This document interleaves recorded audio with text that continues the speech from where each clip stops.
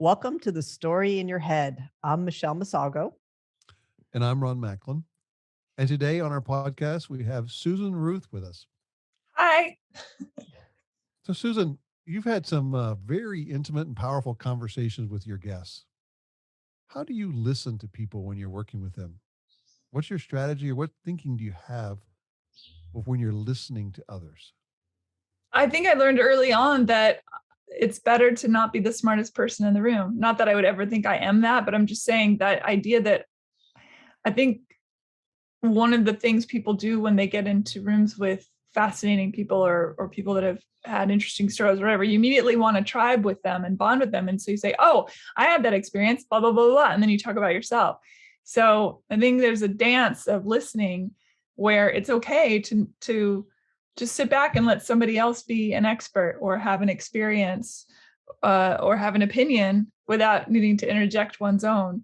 Yeah, I mean, thanks. I start there and then I listen because I'm genuinely curious. So that's a big help. Yeah, thanks. I've listened to a few of your podcasts, Hey Human podcasts, and Thanks. one of the things that I really enjoyed about that is you were able to sort of draw out what people are thinking. So that goes into that listening piece. So any practices to do that because it's not common.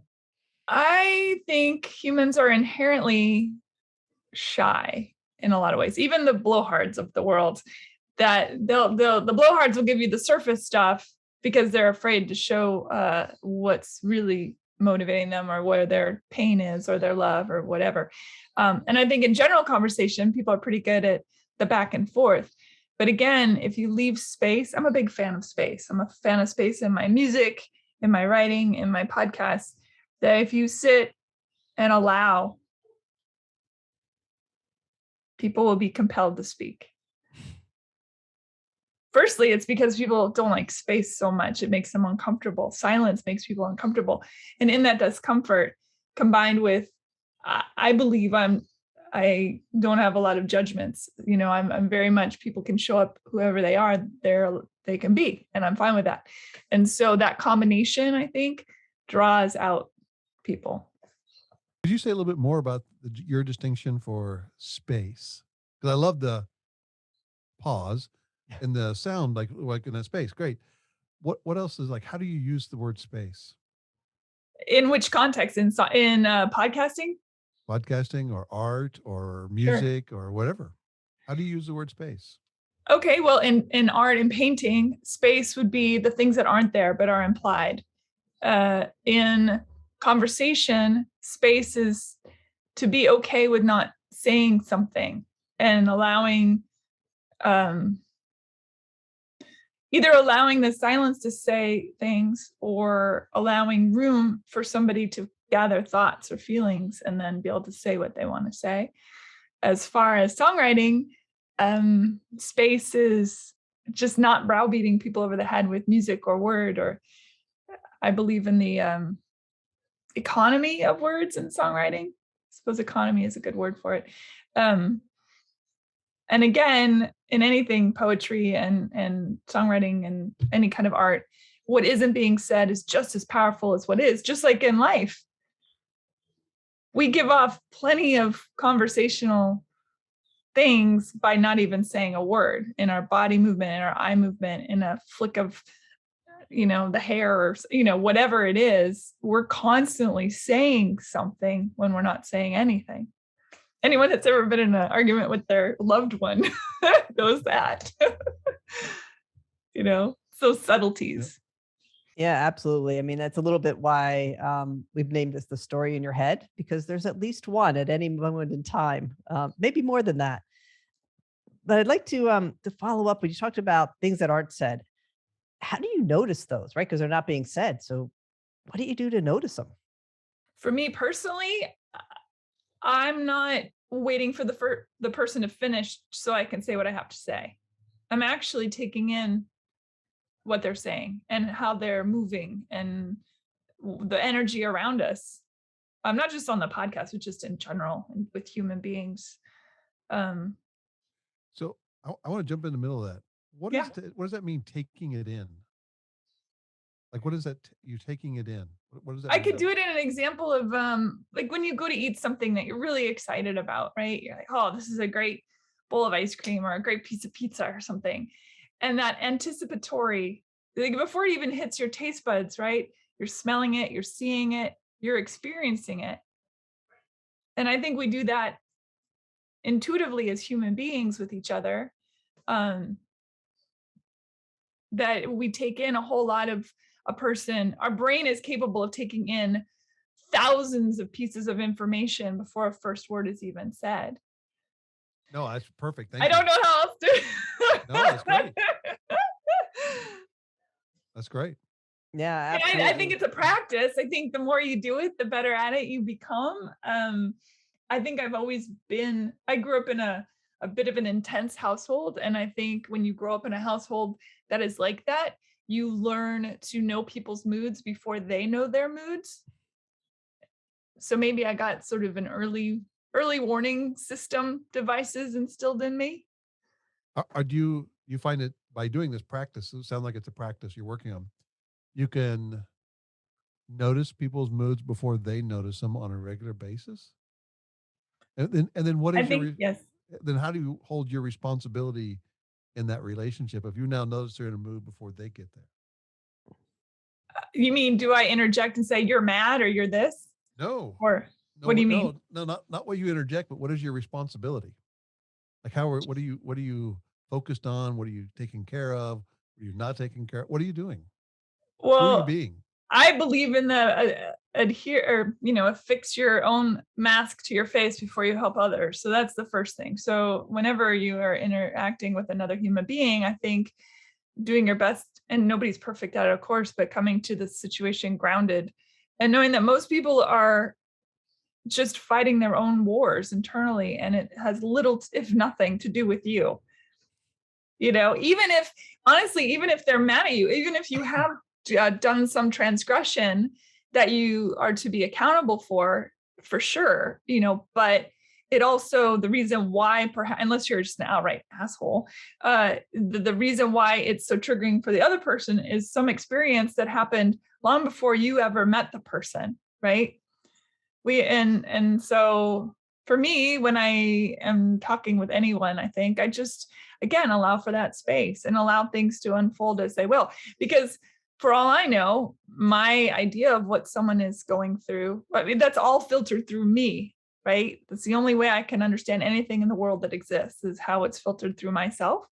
And so I certainly leave room for people to say, I'm feeling this or I'm feeling that. If they're not good at using their words, perhaps, or their first go to is emotion, something like that. Then maybe I would interject, say, oh, you're mad, or whatever. And then you start the conversation. But I don't know if that's answering your question. Well, Very I just want to say it back to you what I made up, right? The story that's in my head from with that.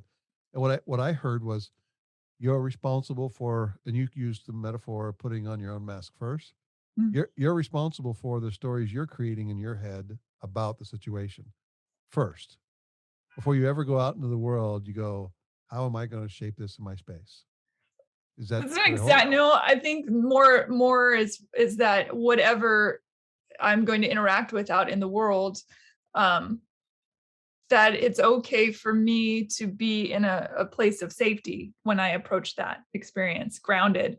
And that, like you said, we can create our own understanding of someone else's plight or thought process or whatever, but in reality, we never can. Once we get past that ego-driven need to say, oh, I get exactly what you're saying, because you can't. It's actually impossible, because you have not had the breadth of experience that the other person has had, and you only have your own experience. So everything is filtered through you, everything else is filtered through them that they're experiencing. How do you ever truly say, oh, I'm going to write your story for you? It's an impossibility, just as they can't for you. But you can come to it with I'm in the safe space, I am grounded, I'm not going to let my emotions go in totally insane. And again, nobody's perfect at this, but it's definitely a practice to work toward. It's like that I am rubber, you are glue, right? That we learned as kids. I do remember that one. Yes. Yeah, I don't. Maybe that was I an am old life rubber, claim. you are glue. Whatever you say will bounce back me and stick to you, Yep. which is a fun little rhyme to remember. We're all doing the best we can, and all we have really truly is our own sense of self to carry us through. Not to say we're not empathic or understanding or loving or any of those things. You can be loving even when you're absolutely pissed at someone, right? Married Right. people talk about that. I love them, but I hate them right now. I've had a few of those in the moment moments. Yeah. But fortunately, you get past them pretty quick. Yeah. I love what you said, and what I heard in there is like you're doing the best you can, right? And that's what people, I think most people do, right? They can only do their best at any one moment in time. And I listened to your podcast. One of the things that I heard you talk a lot about is being authentic, which kind of makes me think of that. So I'd be really curious how you, like, what is authentic to you, and how do you know somebody's authentic or you're being authentic, or what is it? Well, I think part of what you just said about people doing the best they can is to understand that that's a sliding scale. The best you can is different than the best I can, and that's okay, right? So that's the authenticity, that to come to an understanding. And I often use the people we love to hate as a great example of that. Even those people are doing the best they can because of whatever brought them to that moment. Is it reasonable in my mind? No. Would I make other choices? 100% yes. Is that an excuse to behave poorly? No, but that's them being authentic to wherever they are right then. I think authenticity is a funny word because we three know what that means. It's like again, a grounded in truth, being who you are as much as you can. But I also think that it's a slippery slope, and even that word is an inauthentic word because who's to say what authenticity is? What my authenticity is different than yours. It doesn't make it any less authentic. And we spend a lifetime, this is so philosophical, I love it. These kinds of conversations, we spend a lifetime trying on different faces. Not only do we do that, but you can be authentic and still have to wear a different face for your parents or your best friend or your lover or your teacher or your boss or whatever it is. It's not that you're being inauthentic wearing that face. It's that that's the face you wear for that particular interaction. And I think that too comes from a place of preservation. And it can be bastardized and put into shadow like anything can. Like everything has its counterpart. No matter what you do, there is a counterpart. This is light, this is shadow. Everything you do has both, in my opinion. And I could be wrong, but that's sort of where I've come to in this crazy world that we're all desperately trying to figure out. Did that answer your question? Yeah, I think it sort of starts in there. And you're right. I think authenticity is a funny word. Um, but it's, as you say, it's being enough and being yourself at the moment in time. Yeah. Some of us are barely hanging on, and so we have to do whatever we can in order to navigate the world. And that's authentic. I think the word in and of itself is kind of judgy. You know what I mean? Not that you're being like that, but I'm just saying the word itself is that. Because it gives the idea that there is one way to be authentic. And it seems to me that everything is shades of gray, Sounds like a cop out, but it's actually, it's for me at least, it's the best way to navigate this planet. I hold now that thanks, Susan. I hold one of the foundations, and it could be completely off, but the story works for me. Is authentic. The basic word there is author to create, to write your own life as Mm. yourself. So creating your own life as yourself and who you are, and whatever that is at the moment, that's you doing the best you can.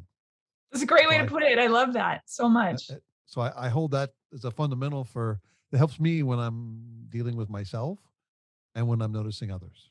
Hmm. I think one thing that I really love to do in my practice and through this podcast, through Hey Human, has really taught me a lot is that I I have learned, and maybe this is grounded in empathy, but I learned along the way it's that I am every single person I've interviewed. The best and the worst of every person on this planet, I am as well.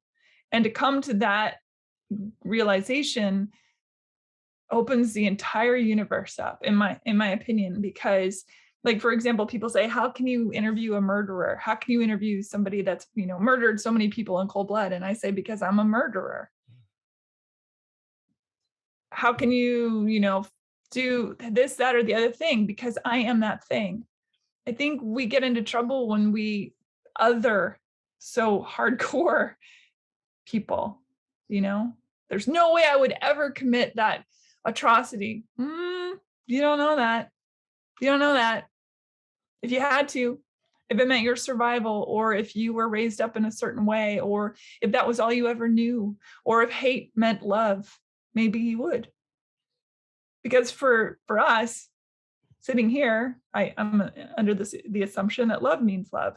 But for some people, they're raised up in a culture where hate is love, or in an environment where hate is love. Hating themselves, hating others, hating that guy over there or that girl over there for what they look like or what they've done or what they haven't done. It's tricky. Is there anything else you'd like to say around that? I am them. Do you have a question about it? I mean, I think that's. I love the idea and the concept of being in like I'm just like they are. Like I am the same as them, right? So how do you shape that in your head, in your story, or you're thinking about that when they say things that are like just different? Do you celebrate, or what do you do? I don't know that I think it's automatic for me. I think I just am in the presence of a human being and know that we're the same person. If that makes sense. I don't know if that makes sense, but because of how I was raised, or what I have done in my life, it's, created these offshoots around me, and for them, they had some different experience, but we're still the same person. We breathe air, we need food and water and touch to survive. And we love and hate. We may love and hate different things. And hate is a very strong word. I would argue that you can't hate anything until you love it, if that makes sense either. We might have needed to be stoned for this conversation.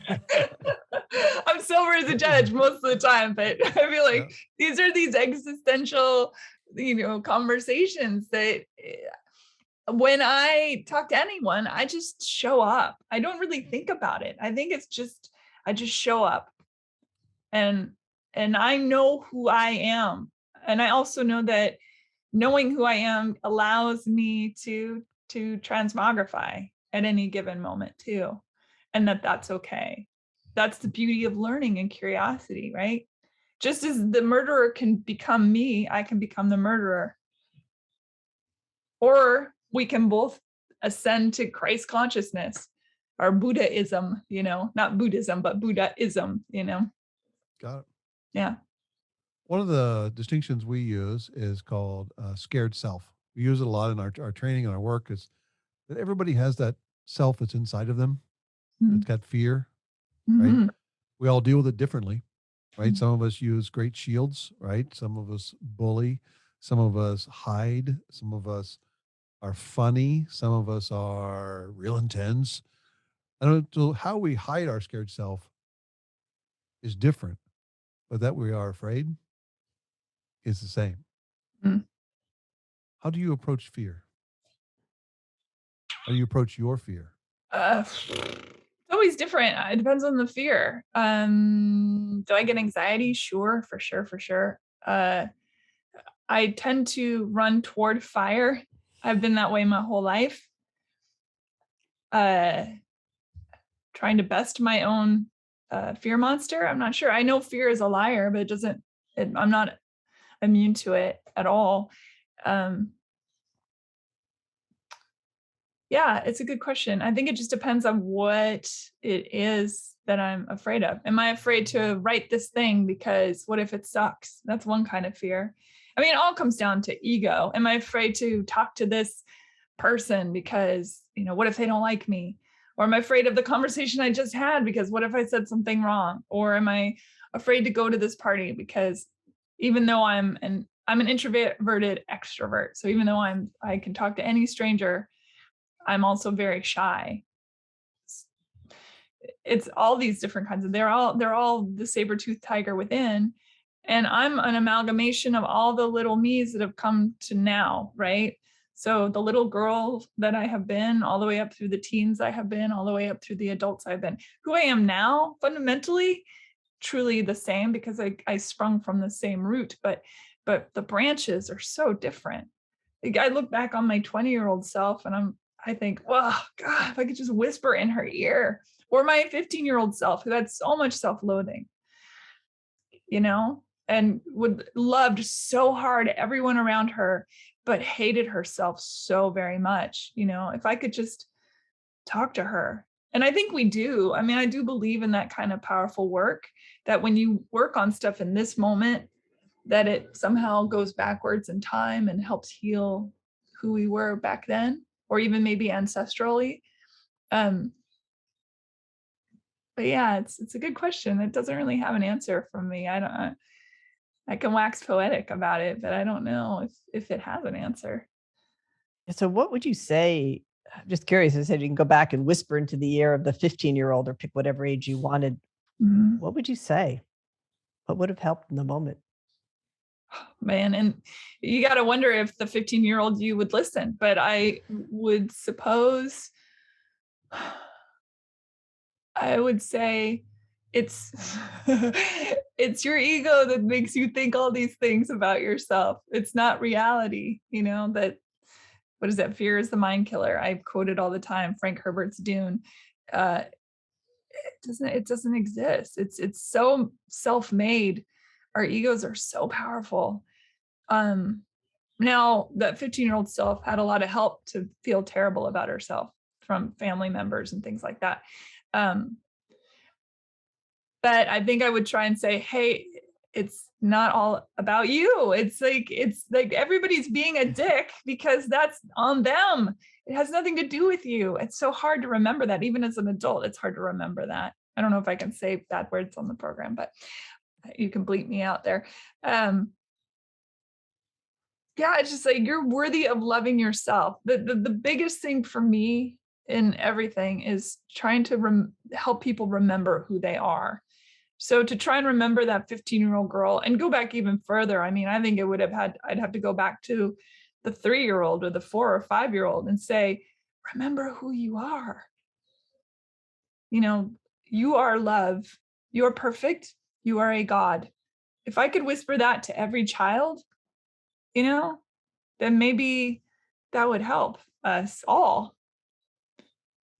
But it's not realistic, I guess. And until the day we die, we are in a struggle of trying to remember those things and not put them in the shadow. But I mean, any narcissist is just a broken child, right? They think they're a God, but they've gone to the shadow side of that thought instead of the light side of that thought. Yep. Yeah. We hold that's just a different kind of shield, right? It's the fear that they have, and their shield is narcissism. Yeah. It protects them. It protects those fears, but inside, they have the same fears. Absolutely. I mean, our ego is a mother. It's just a bad mojo.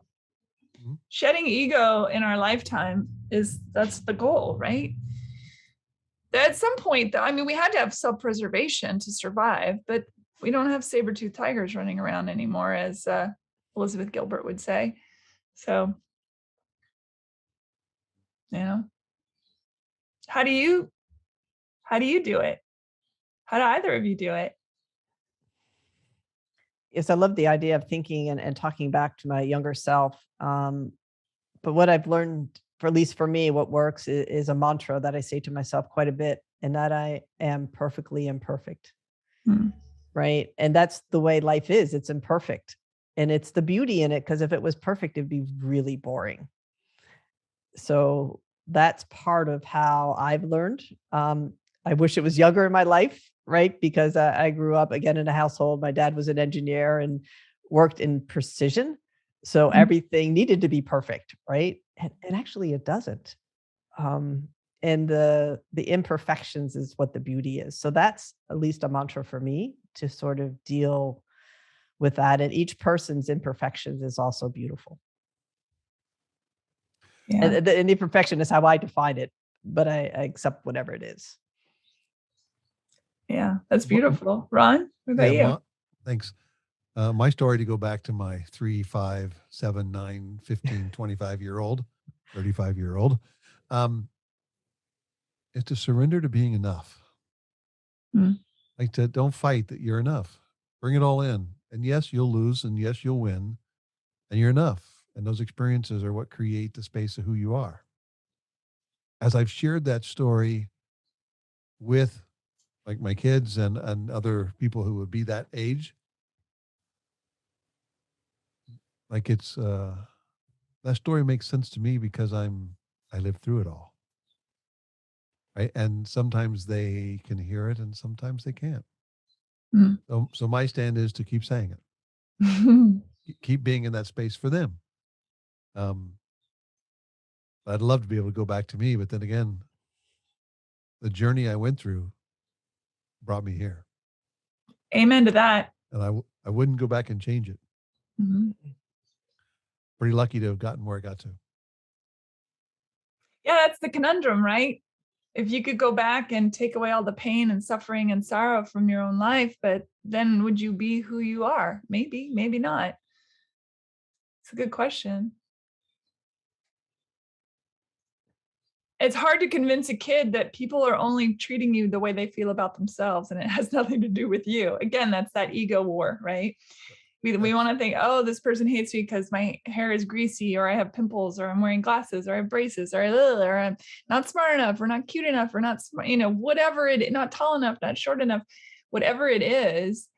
But that's just how they feel about themselves. It has nothing to do with me. Yeah. The second thing I would share is everyone in the world is just as scared as you are. Hmm. When I was, actually, I went to a Dr. Bowen White, and I remember where I was sitting when I was 29 years of age, and he was putting on a presentation as a clown, very much like a Patch Adams, but his own version of clown. And he said something into the room that said, how many of you, raise your hands, how many of you are afraid and think there's something wrong with you that you're afraid? And I was sitting in front of the room, so I kind of, very sheepishly raised my hand. And I turned around and looked, and every person in that room, 150 people, had their hand up. And to be able to hold that everybody's just as afraid and scared as I am shifted my world. Yeah. Sometimes I wonder if the reason why humanity is so cruel to children and animals is because they're the true innocents, and there's something about that innocent reflected back on our own self-loathing that makes us crazy and makes people act out. If that, let's just say as a speculation that is true, what would you, because we are speaking into the world right now. What do you say into the world to us? Me, myself, what do I say to the world? Yeah. Oh, that you're worthy of love and that you are perfect. That the idea even of imperfection is perfect, that it's all perfect. I talk about this a lot on the show, that I think the cruelest thing we have is that self-loathing, remembering how to love ourselves, of fixing the mask to ourselves. So we'll never love another until we love ourselves. Not truly. We'll have a facsimile of it. We'll have a inkling of it. But I don't know if it's really possible, in my humble opinion, to actually experience love until we start with ourselves and get there. Michelle, what would you say? What do you say into the world? Yeah, so similar to what others, right? I love the idea, and it was true for me. And I didn't understand the statement, you have to love yourself first to love others, until I did. Mm. right? And I'm not sure you get it until you do, and accept and be willing to do that. And I'm like, oh, that's what it means, right? And Ron, to your I am enough, or I'm perfectly imperfect and it's beautiful, right? Yeah, my hair might not be right, but I can change the color, but it's still me, and who cares, right? Um, and that took me time. So I guess when I say to the world, it's okay, right? And you're okay, and try some things. You are enough. Not everything will come out the way you expect it, but accept the outcome, and it's perfect. And just keep going and keep creating, because you're the only one that can create for you. Mm. And isn't that a wonderful thing? Keep showing up. Yeah. Keep showing up. And it's not like every day is going to be, you're going to be able to be in that space. You're not. I mean, when I say you, I mean the royal you. I have days where I'm like, ugh, I feel gross, or ugh, and I can pick myself apart 1,000 million ways. But I know that tomorrow it'll probably not be that way. The hardest thing about staying on this planet is remembering there's always tomorrow. There's always tomorrow. There's always another chance. Yeah. And as y'all talk about the stories in our head, everyone's story is worthy and important and needs to be out there. We need each other. We need each other. Yes, it starts with us. Yes, but this is a symbiotic relationship, this planet. This is not the, I am the only one and that's it. What I say goes. We are in communion all the time with strangers, with the people we love, the people we hate. It's all communion.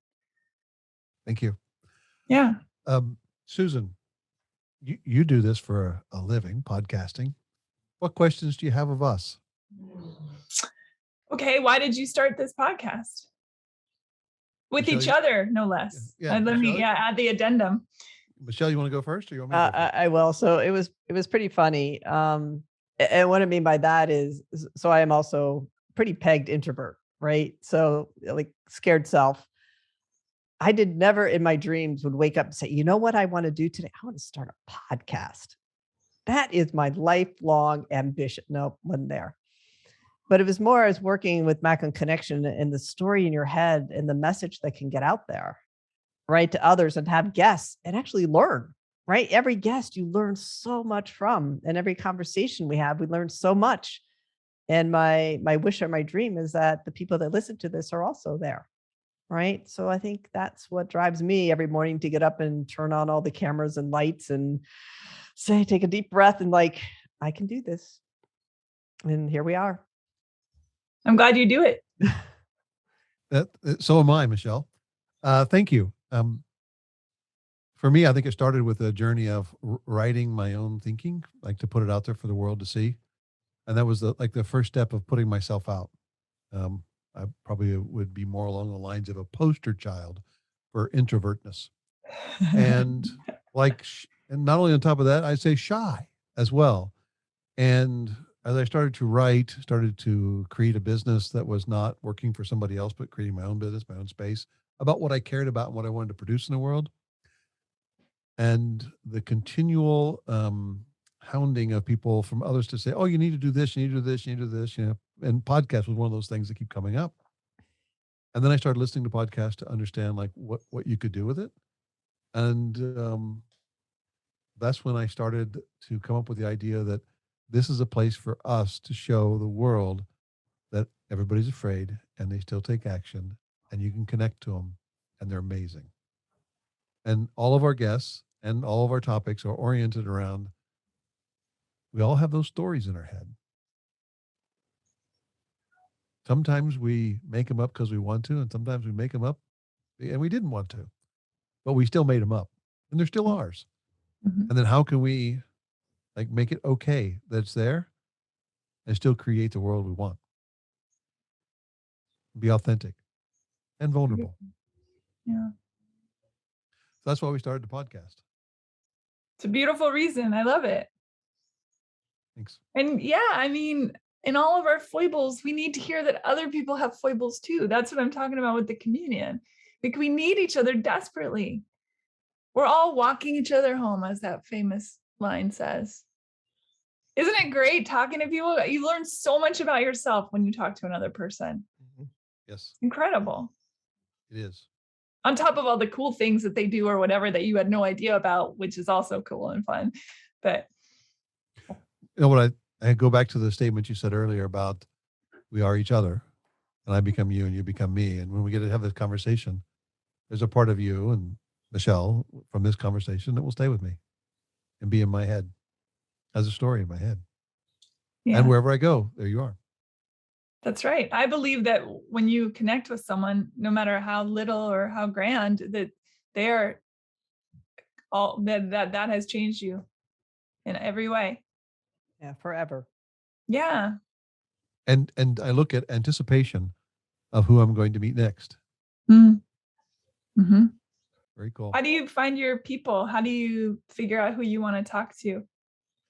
Wow, that's kind of been all over the place. And we've been doing it by who we knew or heard of or had some request to go find them. And that's been our standard practice. And we just started building a producer so they can help us find the people and connect to it and bring them all in. And so we're shifting from what we used to do every 2 weeks to now we're going to do it every week. And so it's a chance for us to meet more people and to do that. So yeah, it's who's out there that we notice, we show up to us. Yeah. And then who else notices somebody that can help us bring them in? Because our goal is to help us continue to grow and to let all of our audience see the power of all the people that are out there that you would never meet Mm-hmm. if you didn't have a podcast. Mm-hmm. Y'all should talk to Dov Barron. He is great. I've been on his podcast and he's been on mine, and he's a delight. And I feel like y'all would hit it off grandly. Okay, thank you. Yeah. We'll look. I can connect y'all. Would you please? That'd be Yeah. great. I mean, if there's anybody that I've talked to that you are interested in talking to, I'm happy to make an introduction. I mean, it's a small world. It is. Thank you. Yeah. Thank you. Is there anything you'd like to share with our audience? Just, check out Hey Human Podcast. If you're into human-driven podcasts, and which if you're listening to this one, clearly you are, go to my websites, check me out, susanruth.com or heyhumanpodcast.com. See all the different things I do. And if you're into music, my album is called All I Ever Wanted Was Everything. And that's in all the places you can get music. Great. Susan, thank you for taking the time to create with us today. Thank you. It's been my honor. I really appreciate it. And it's a lot of fun. These are my favorite kind of conversations. These existential, philosophical combos are the best. So Yeah. Thank you for your time today. yeah, absolutely.